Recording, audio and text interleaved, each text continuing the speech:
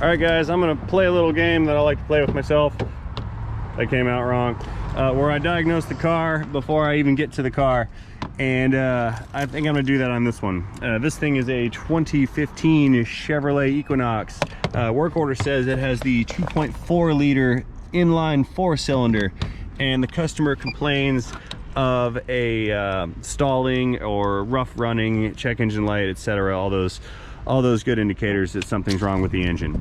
I'm gonna go ahead and say right now it has a P0, what is it? Yeah, P0010 or P0011 trouble codes that are going to be relating to the camshaft position actuator solenoids. That's what I think. I have not been out to this car yet, have not started it, driven it, done anything other than walk out to it and record live what I was doing. So let's just see how right my preliminary guesstimation really was. Let's turn that off. Copyright. Okay, yep, 2.4, 15 Equinox, yeah. Engine, let's see what we have here. Codes menu, display codes. Come on, show me the money. Booyah! All day long. P0010 and P0011. This is, oh, that third one as well. I didn't foresee that. We have a P0119. That one states engine coolant temp sensor is intermittent, so something's up with that. Okay, these first two trouble codes here, they say that the actuator solenoid valve for the intake camshaft sensor, or the intake camshaft, is out of range. Let's see, this one has a circuit hot, that's a circuit code. Perhaps it's got infinite resistance in the actuator itself. Either way, when I replace those, I replace them in a pair, intake and exhaust at the same time. But first things first, we need to check the engine oil level, because if oil is low or worn out, degraded, etc., then it may not have the viscosity necessary to actuate the variable valve timing system. So first things first is check oil level and condition, and then after that I'll pop out one of those actuators and see what kind of condition they're in. Okay, that's enough talky and rambling. Let's go into the shop. Let's power this thing down and take a peek under the hood. Pop in the hood. All right, let's see what treasures we can detect under here. There's some little quadrupeds living in there. This is their toilet. Gross. Oh, how I fear career day at my kid's school. What's your daddy do? He cleans mouse and rat poop out of people's cars. Okay, oil's a little low, but not low enough to cause the problems that these folks here are describing. So next up, it's time to pull off this intake ducting right here and remove the decorative engine cover, and we will pull out and inspect one of those camshaft actuators. I'm already gonna go ahead and recommend replacing the two of them. It's a very, very common issue on this particular engine. And when one goes, it is the best practice to replace both at the same time. Okay, these intakes can be kind of tricky. There's a clamp down here at the throttle body that must be removed in order to get the intake off.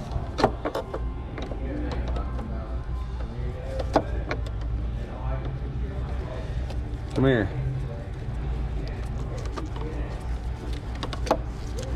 That clamp's actually kind of hard to see, and people tend to neglect it.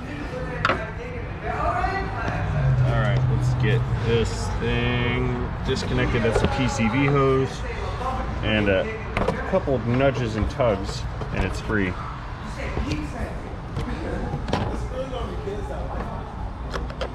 And one more clamp on this side right here.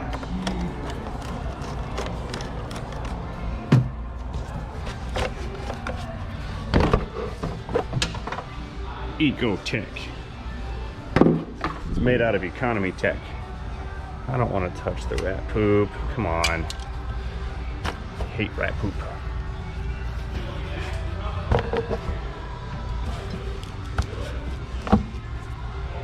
Okay, so my problem is I have to get this oil fill cover off. but there's rat poop everywhere, and I don't want to put rat poop inside of the engine, and I don't want to touch the rat poop even with gloves, so I'm going to displace said rat poop with air. Yeah.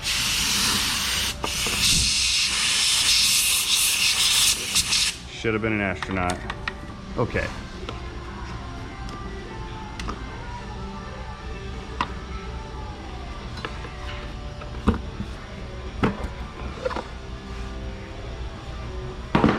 Okie dokes.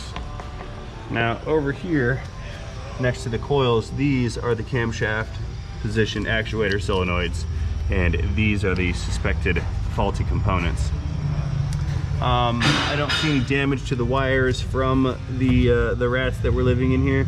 I do see that they have made it under the engine cover, but I don't believe they chewed the harness up, so I'm gonna go ahead and pop these two solenoids out, inspect them, and then recommend replacing them. Okay, there's one. Come off, please. You can identify which one is which based on the color of the connector. The black is for the exhaust, and the gray is for the intake side. However, I will forget that in nanoseconds, so I'm just going to mark this with an I for intake. I need to excavate a little bit more rat poop.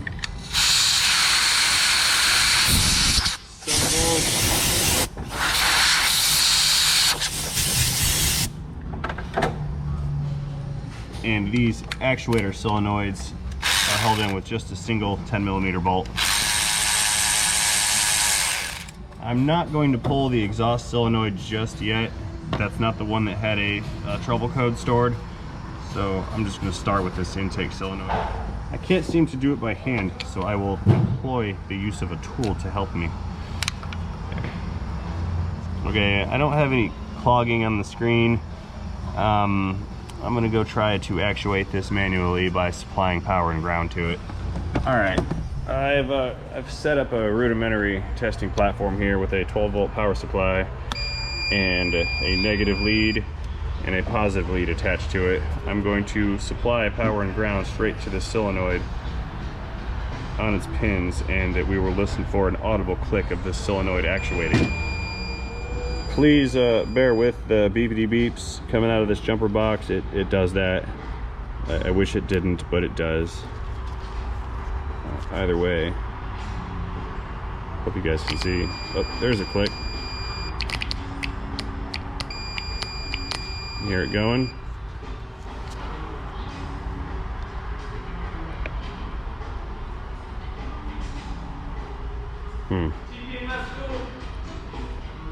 And it stopped.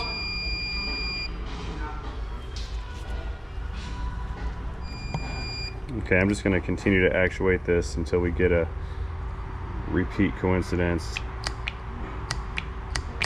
And it no, oh, wrong pin. Oops. Oh, we definitely have power going here.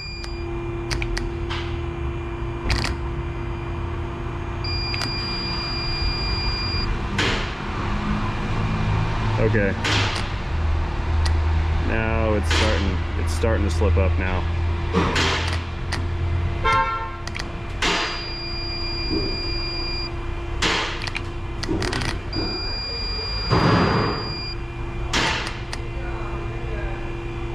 All right, that's good enough for me.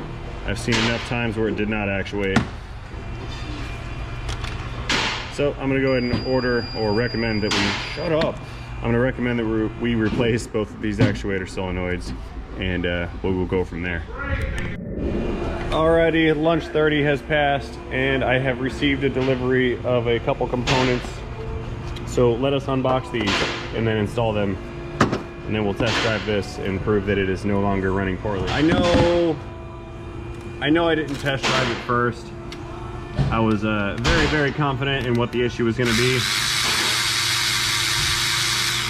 After having read the codes that confirmed what my bias was. Come out, please. This is the exhaust side. Come here.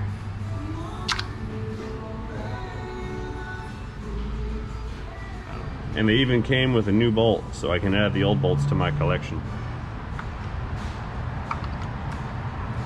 Huh?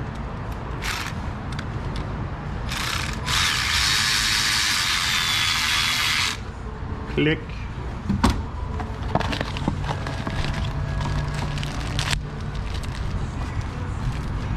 And the gray connector is the intake side.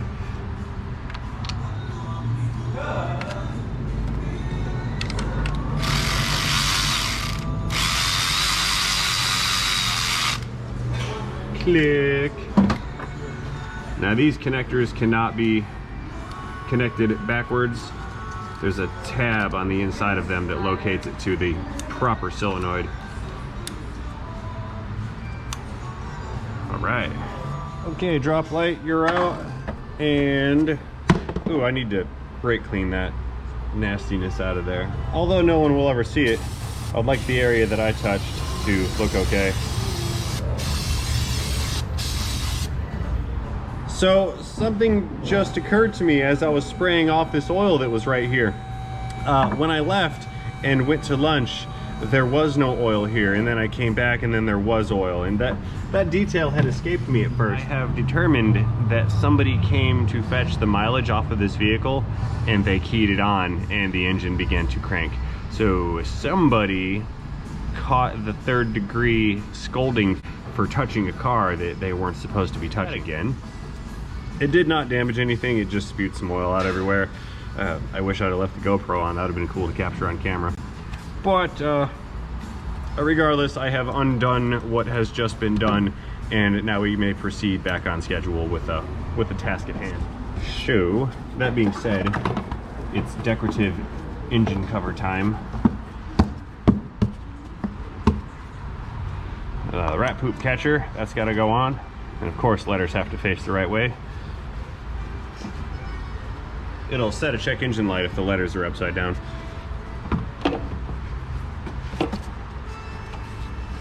Now this guy, 2 pins in the back, and of course the clamp up front on the throttle body.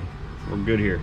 Okay, a couple more points. I just tightened up that clamp and that clamp. I didn't record that just to save us all some time.